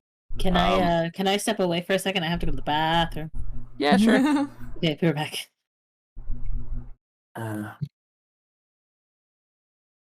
But what are you two thinking as you leave? Ragnar's angry about the fake fruit. I appreciate you for your honesty. Seraphina's kind of just, I mean, she's glad she could help and she understands his loss and all that. Yeah. I'm playing pretty heavy into kobolds. I handle death a lot different. I mean, short lifespans, bro. They actually live pretty long. They just don't live to see that long. They usually No. die. How long do you live? How long do kobolds usually live? I think 6 last time. months. Yeah, they And can live. how long have you been here? 6 months. Oh yeah, fucking what is it called? The Legend of Spurt. Yeah, the Legend of Spurt. Oh my God. That is the kobold of the century right there. You have to live up to It that is. legend. You gotta Oh, live up to that God. legend. I mean, I'm Thank you probably for gonna the die biggest, like Davian. I'm gonna die like him too anyway. Yay, I won! Oh my goodness. I will say that is what I picture. Like, if you are a artificer, but you've been living out in the wilds, that's what I picture that artificer. Because you just capture things, or you slowly change things to work in your function. Like, you've trained bees. Like, you have a spell that's basically shot. Oh Like, yeah. you have the ability to use a spell that like poisons somebody, but what it is it's trained wasps that fly at somebody. Oh, God. Because here's the thing, like that's the thing. Like artificers take like what is normally like magical abilities, and they give it like scientific or like magical, scientific, and alchemic backgrounds. Flavor wise, it's still the same freaking spell, but you're like, yes, I used a machine to cast it instead. I still can't get over the fucking crumpling of whatever Gragnar had. Oh, the fucking Cheez-It bag. That Whatever sounded you like... had that was so fucking loud. It was Jesus. I didn't realize it was that loud. Man, It made it worse. I was trying to be quiet. I even had it like away from the mic. And then it was like, it went quiet. I was like, whoops. Yeah, dude, that was not quiet at all. Loud crunch sounds. You picked that up so fucking clearly. It was Yeah, ridiculous. my mic is really fucking sensitive. Sensitive. I've been working with the funny thing in Discord. I have the mic sensitivity to the as low as I can possibly put it, with it actually still being on. Oh my You're gonna god. have to work with a virtual soundboard, my friend. 'cause Yeah. that- I have one. Oh my I just need to God. turn it down. All right, but coming back to it, you guys are being escorted off the premises. You get to the gate, and again, that guard who appears to be younger, but is obviously a half elf, so that explains why everybody kind of calls him boss and treats him with reverence. He leans on the gate and he kind of rubs his eyes for a second as the gate closes, and he turns around and he goes, "Thank you, thank you for that." Wasn't any problem. You know, he's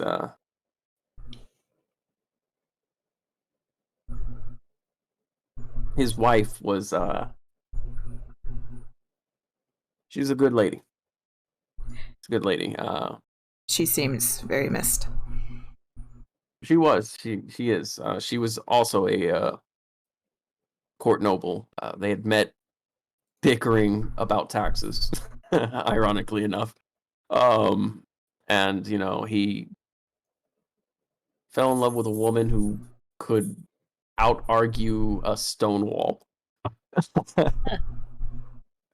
So, you know, it was a bit of thing that unfortunately she got sick. And there's very little you can do for mana sickness, you know. Mana sickness. Seraphina, you know of mana sickness. Mana sickness is an illness where one's mana is I know what that is. incompatible with their body and causes deterioration. Normally, to help try to deal with it, it's similar to like going through dialysis where they clean out your blood and they clean out your system. They try to purify your body. But in some cases, it's such an advanced thing that there's nothing you can do. And what ends up happening is your body will actually cease to age. It'll essentially shut down completely and you go into a coma-like state. However, for all intensive purposes, at that point, most people consider you dead because there's no one's ever really recovered from that state. And at that point, you're usually, your body is usually purified by a cleric or someone trained as such, and then cremated. Because mana sickness can be passed on even after you yourself have passed on. Oof. It is not something that is common. And if anyone wants to roll a history check, you can try to get information on like when that started. I'll try. Where's my history? I feel like Ragnar would literally know nothing about this. I got 13. Your history of 15. Let's find out. Ragnar. I shit you not. Nat 20. See, you never 21 know. total. Okay, my history is not too bad. Okay. What the Okay. fuck? Who got the low one? Who got the low one? Okay. I Who got the got lowest? a 13. Okay. I got an unnatural 20. I landed Okay. on 17. I have a +3. Okay. So I'm sorry, we'll- 19. We'll count yours two as similar, and then like Ragnar will get a little bit more. But when it comes to Seraphina, you get the leash. You remember hearing about it, you remember learning about it, and it had something to do with Dragonborn, but you couldn't quite put it in. You remember that it's something that does affect Dragonborn as much as anyone else, if not more so, actually. But you've never seen anyone in your city or your kingdom suffer from it. If anyone was suffering from it, it was usually lower class individuals. Again, Dragonborn with tails typically would catch it. As for Snack, you have seen it up close and personal. Yes. And it is something that causes a quarantine. Essentially, you were held up because someone on a ship that you were working caught it, and you were held up for 2 months as everyone was cleared not to have it and purified before leaving. Yeah. And what you recall of it is that it was a major hassle. It was something that literally shut down a freight ship for 2 months. Nothing came or went, and you weren't allowed to see the body. But what you heard was that the poor person who had it was a human male who just kind of one night collapsed in hot sweats. It took out 3 or 4 of your crewmates along with one of the clerics who was working on them, and they were all cremated immediately. They weren't even given the time to declare them dead. The minute they fell into the coma, they were cremated. As for you, Ragnar, 21, baby. you know mana sickness as the dragon's death. You know it as something that came when the Dragonborn arrived on this realm. There are 2 types of Dragonborn in this world. There are those who obtain the form of dragons, and those who come from another realm and are in fact Dragonborn themselves. You don't know much about those who obtain the form of dragons. That's something that you're very unknown about. It's not something that comes across you, but you remember that mana sickness was something that in the stories passed down, over the course of over 1,000 years ago, when Dragonborn first arrived in this realm, they arrived on pieces of earth that landed in the ocean. Oh. And it caused tidal waves and destruction. And it's one of the reasons that your clan actually moved underground originally, was because your clan used to live by the ocean, and they were told of the ocean and everything.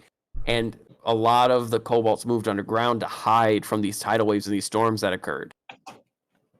At that point, it was said that this nation was investigated. this new land was investigated, and Dragonborn were found in the droves, ill and sick. Their bodies unable to control the mana within. Some of them turned to stone, others disintegrated, but most fell into a coma. And those that tried to interact with them fell into a coma as well. It became a plague that ran for about 300 years and was eventually neutralized by combined forces of the Kingdom United and a few druid groups, including some dwarven druid clans. That's what you know. That's what you recall. Interessante. And again, that's mostly tied to the stories you've heard growing up and you were taught about your history.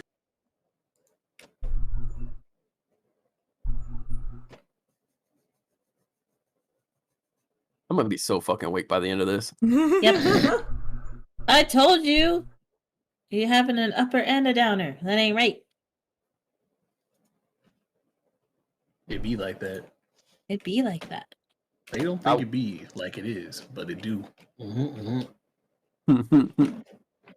So with that information, you can choose to share that with them if you like or not. That's completely up to you. Oh no, he's definitely gonna fully dump that. Like Full info dump. Oh, I know what that is. In character, dump that. Because here's the thing. Yeah. I don't think you would coherently give a fucking story or two. Well, it sounds like you said it was called the Dragon's Death or something like that. Yeah, it's called Mana Sickness by most, but your people call it the Dragon's Death. That sounds a lot like what my what did I fucking name him? Where is he at? You could just say my clan. I was just gonna say his Uncle Kragnar. Uncle Kragnar. Oh, are Yeah. y'all all named the same? Oh my god. Some of them are. Some of us are. We got Gragnar. I have a cousin named Fragnar. Oh my god. I love it. But yeah, my uncle Kragnar told us it was called something called the Dragon's Breath, and he said that it was linked back to true Dragonborns or something along that line. Dragon's Death. The Dragon's Death? Oh, I thought it was Yeah. said. No, you said Dragon's Breath. Well, my brain has holes in it. I meant to say death. That's why you are the potato. He said something about it being called the Dragon's Death, linked to true Dragonborns or something along those lines. They're the full reason why our clan at least moved underground, because whenever they showed up, they kind of made giant tidal waves. And I'm 2 feet tall, and tidal waves are several hundred feet tall. So you can imagine how that went. So we moved underground. I don't remember the name of the country because Gragnar wouldn't remember the name of the country. Apparently, some fancy magic people and some druids ended up taking care of the Dragonborn situation because apparently they turned to stone and were passing on other people. Oh. And the guard kind of nods his head. Yeah, that's about the gist of it.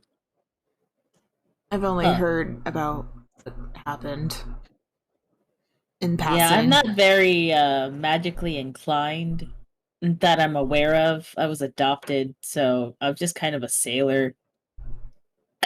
I know a sword. We have a couple Axes. of people. We have a couple of people here and there. So Uncle Kragnar told us about it, even though some other stories that fairly certain weren't true, but you know, he's kind of he got something going on upstairs. I don't. Oh well, had something going upstairs. Don't give me ideas on NPCs to bother the mess out of me. Do you believe him? Huh?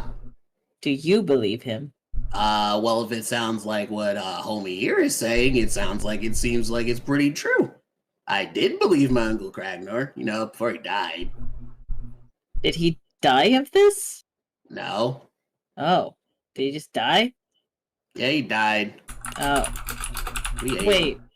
I know this is completely off topic, and I apologize if this is very insensitive to everyone in this room right now. Gragnar, how do you dispose of the dead if you lived underground? It's kind of redundant to bury That's them a further, good isn't it? question. Oh, we ate him. Oh, What?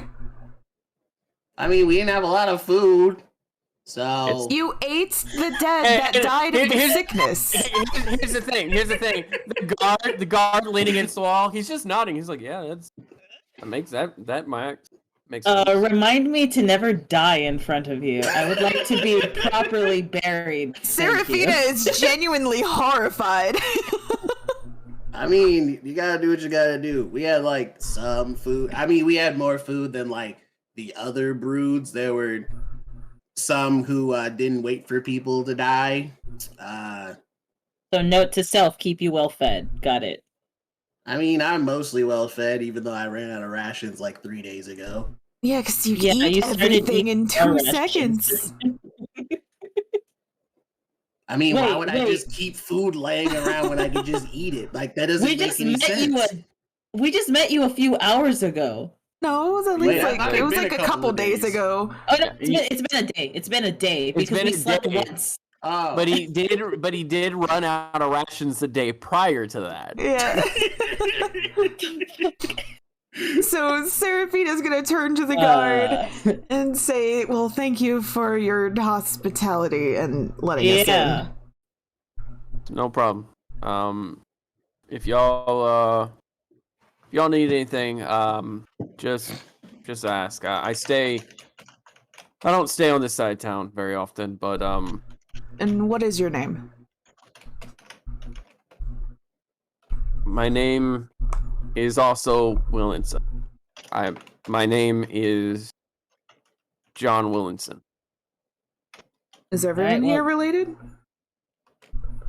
Loosely, I'm Adopted. yeah. My grandmother is the maid, the nursemaid, Oh. and I was brought into the family as a favor to the fact she's been very loyal to them for generations. Well, So Is this Serafina's gonna kind of lower her voice and is this a slave thing? and he stops. He goes. At one point, it might have been.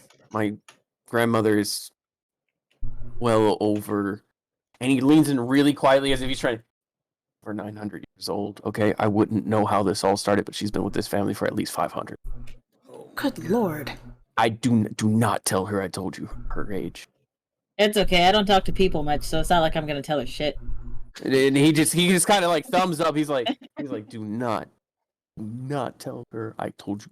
Like he's kind of joking, but also there's this genuine look of she will fucking kill me. I'll take a gold for my silence. Noted. Okay, and I'm gonna grab. You know what? Aaron, Yeah. this is why we don't sell the hemp rope. I'm gonna wrap it around his snoot, Oh my god. and I'm gonna wrap it around his body, and I'm gonna drag him. Are you You fighting start- this Ragnar? Huh? I mean, I'm just gonna use ignite and burn the rope. And there's the Hold fire. on. So you stand there as you Get say completely this. wrapped. I just let her literally completely Yeah. wrap me up and everything. You get rope around your mouth, like you don't care. It's just wrapped around your mouth, then around your shoulders, then around your body. And as she goes to pull, and the guard is standing there, you kind of just glaze over, you look at the guard, and you go, and you catch and the guard goes, holy shit! I told you. I start stomping him out. My God. You're trying to stomp him out? Because I want my rope. You can buy more rope, Snack. So real quick, Stop. Ragnar, you are technically bound and it's burning, but you're still bound, so there's a bit of a disadvantage. Snack, roll with advantage because he's bound. Technically, he has a spine. Okay. He has a spine. Has a spine, doesn't it? And that's to attack? Yeah, that's to I attack. guess. That's to Okay. attack to try to Let's see what my stomp stats out are. the kobold. And I'm guessing I'm doing like an acrobatics check or something. You can. Seraphina I is assume I'm gonna. using my battle axe, so what do I add to it? Just my strength. Oh, Seraphina Seraphina's gonna turn. You're using an unarmed strike. Seraphina's gonna gonna kind of turn to the guard and say, "I am so sorry." Okay, but like, would that be my strength then? Because if it's unarmed, it's like Yeah, plus it's my. just- So that's just a +3 to it. So okay, so that's about 16. Does that hit Gragnar? Yeah. Armor class of 14. So it's just like. Bah, bah, bah, bah. So hold on, let me explain exactly how this goes down. So she wraps you, and Oh, God. and it goes to tug, and as soon as she tugs, you burst into flame, and the guard thrusts up against the wall. Holy shit! And then all of a sudden, Snack goes, "My rope!" and starts like Spartan. That's kicks you to exactly the what I'd say. ground. Spartan kicks you to the ground and starts stomping on you, like to put out this fire. And Seraphina stands there and turns to the guard slowly. I'm sorry about this. Do I save my rope? Ow! Oh, God! I have more rope! God, fuck! So as you do this, you then like begin to like unwrap him as Gragnar decombusts. It just has. I'm pretty sure And- the rest of my clothes are just gone at this point. Oh yeah, you are butt ass naked right now. It except for doesn't the look like he's swinging anything. and I am so glad you didn't put on the fucking stuff that we were gonna buy. Hey, I did. To be fair, I did ask if it was fireproof. He did ask because that. This is a possibility of this happening. I mean, personally, I don't fucking. Personally, this is how I walk around anyway. But you know, everybody back home was like, okay, maybe we should put clothes on him because apparently they wear clothes and shit out there. Seraphina's gonna Apparently. turn to Gragnar and Really? say, "So once we get your clothes, we're gonna get them enchanted to be fireproof." Yeah. That might be a good idea. I So- gather what's left of my rope. you had a 50-foot rope, and it's down to pretty much a 20-foot rope Oh it was fucked up. Like you have bits of rope, probably about a foot in length, that might be all right, but most of that is just no go. My grandmother weaved this rope for me. My grandmother weaved this one I got in my pocket. You want to trade? Oh my god. He picks out what little scrap of clothing was left on the floor and pulls out like a little thread. I got rope in my bag. String. No, I got rope in my bag. I'm pretty sure Dungeoneer's pack comes with rope. Yeah, it does. I don't know where you got this Dungeoneer's pack, by the way. I have no I fucking don't know where clue you how. think. It's Yeah. in his backpack. Pulls It's it out in from my under his backpack tail. full of shit. No, I get that, but you are not the character I would expect to be running around with a backpack full of like functional items. The clan found it. Yeah, let's go with that one. So, Seraphina's just gonna kind of wave to the guard embarrassingly and just kind of start walking back to the shop. The guard is Bye. Listen, I grab Gragnar by the tail and drag him.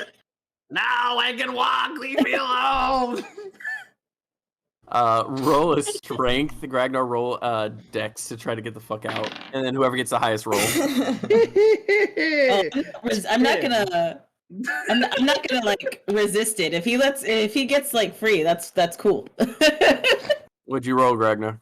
I rolled a 10. Let me see what my strength is. More than a 10, probably. Most Yeah, I likely. rolled a Yep. 7 My strength with a is a plus 16, sir. Yeah.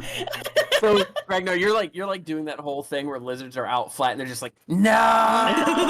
But like your tail is being pulled. Like your belly down on it, just like no. And just being dragged by your tail. After a while, he just gives up and gets dragged along the ground. Yeah. So while you're going through this noble street, you know, there were people on this street who saw everything happen, and they're on the opposite side of the street now. Like you have this.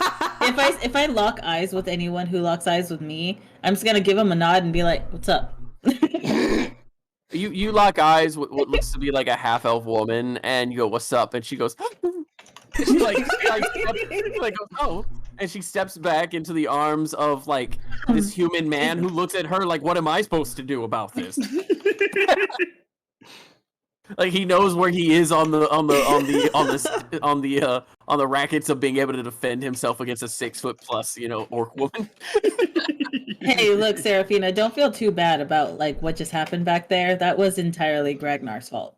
What? Yes, but now he's Ew. naked and we're going in public with him naked. Yeah, he shouldn't have done that. Bad Gragnar. I'm Bad. That's a fine. very What? bad I'm Gragnar. fine. It's not even that bad. Like as you And say he that, doesn't like got the bits, so if that helps, he's not really showing nothing. If anything, people might think he's more like a pet. Oh my god. They didn't even know he could talk. I didn't even know he could talk. And then he started eating my potatoes. That is true. as y'all are having this discussion, you slowly make your way back to the shop. And as you approach the shop, you go ahead and you see like the mannequins are all back to where they were. You know, the one that's holding its chest is back standing. But there appears to be like a sock semi hanging out of his vest that he didn't quite catch. He's like standing there with this silk sock hanging out. I'm It's gonna walk over to the mannequin and like very carefully, like just kind of like only 2 fingers going towards him and like pull it out and be like, you might want to move that. that's gonna be. I offer it to him. So here's the thing. Whenever you go to reach for it, automatically they have a self-defense because they're wearing merchandise. So with a +2, that's 18 to smack your hand and be like, no. It doesn't do any damage, it's just automatically it's like this, he's like this, and then all of a sudden I'm just trying to help you have a sock in your shirt, damn it. and then Fucking it goes scary ass mannequin. and then it goes like this. Puts it on his head and then puts it Okay. I am going inside now, and I walk inside, still dragging Gragnar. Fucking, those things give me the creeps, man. And like again, if it had eyes, it'd be locking. If it had eyes, it'd be locking eyes with you and just be like. I shudder. Oh my goodness. I love that you just stock and hold took Markiplier's like fear and made it your own. Right. But it's a genuine fear. I mean, and as you like enter, you'll see that the old man is like nowhere to be found inside. The back room Hello. is closed. Hello. Daniel? We did your delivery. Bark, bark, bark, bark. And as you call out, you can hear from the back end of the shop. So you have like that back room, which you have essentially the cabinet that he like works from, and then behind that there's a back room. But then if you go on the side, you realize that back room is kind of just a center box, and you can actually walk around, and there's a larger shop all around. You actually from like the back left corner, you hear like some rough ruffles here and there as you hear someone kind of mumbling to themselves, and it's coming from like a back door in the back corner. Hello? And I kind of go up to his front desk, I guess.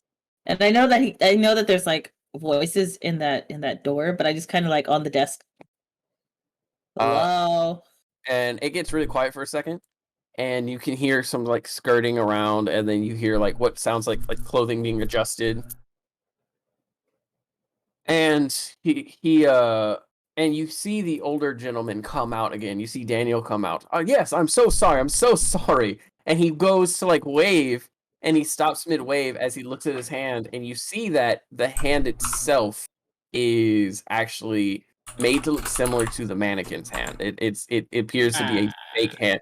And he goes, "Oh, I am so sorry." And he passes it up, and he realizes he's not wearing his gloves. He immediately puts on his gloves. I do apologize. Yes, I do apologize. How can Well, we did your You're back. delivery.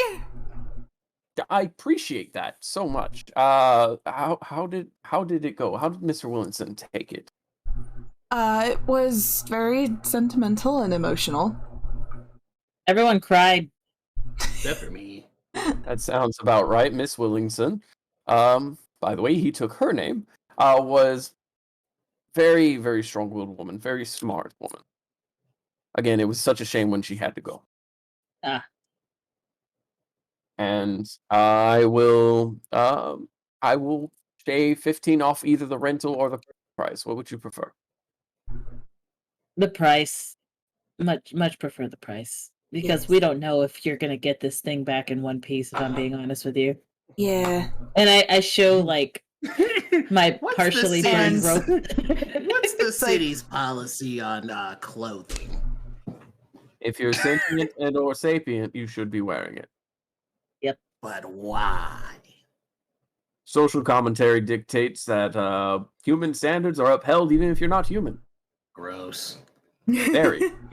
And I also just need some new clothes in general, so I'd much prefer to just buy them. All right. Well, most definitely, I can go ahead and see what I can do for you. And he kind of holds out his hand for you. Excuse me, hiccup. He kind of holds out his hand for you, Miss Serafina, and he's like, "May I take your hand for a split second?" Sure. And she hands it back. Thank you for the $10, Damien. I appreciate it. Ow. Yeah, That'll pay she for holds out her Ragnar's hand.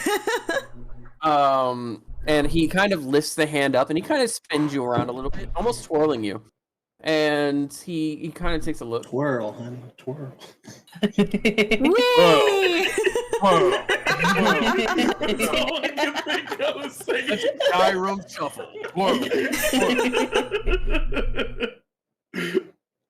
My roommate's giving me the dirtiest fucking look. Oh, Rose, I say hi. Hi, Rose. Everyone says hi. This is a Skyrim shuffle.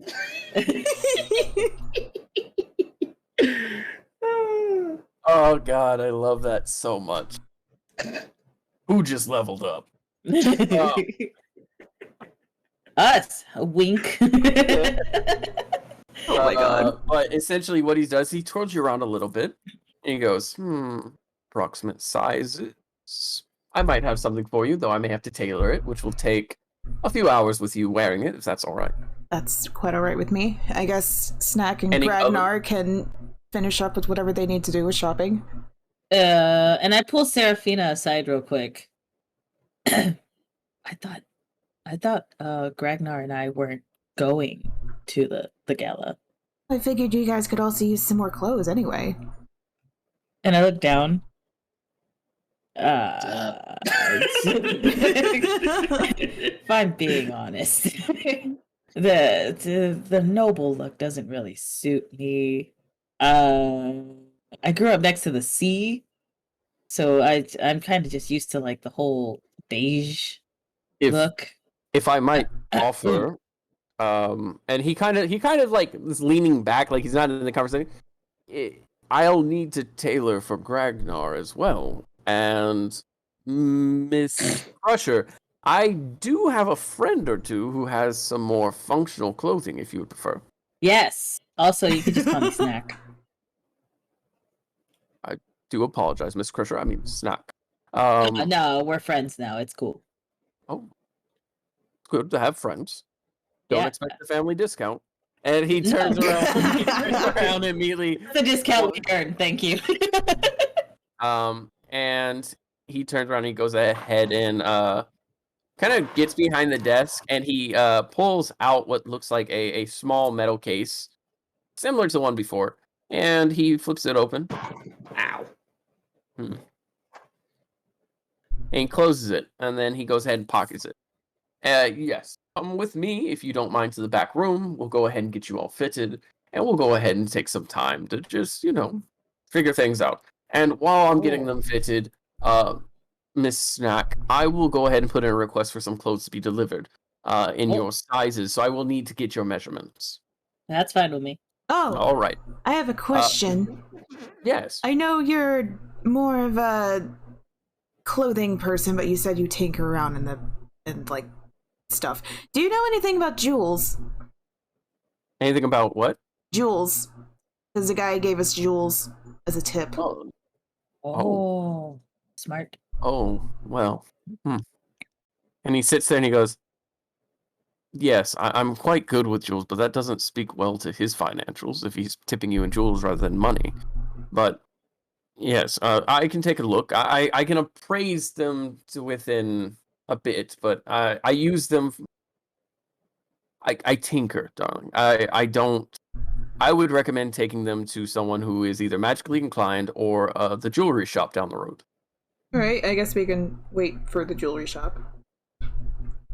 And so we're actually going to go ahead Can and call. We're going to Can actually we wait for the jewelry shop. Ow, ow, ow. That's what you get. Anyway, we're gonna go ahead and call it for the night because it's Hey. 10:30. No! I know. It was a short day for it. We only got about 2.5 hours in today. Normally we can get about 2.5 to 3 hours. But we're gonna call it for the night, and essentially we're gonna go ahead and pick it up with y'all getting yourself measured, Yeah. or going to the jewelry shop first and then getting measured. That's up to y'all.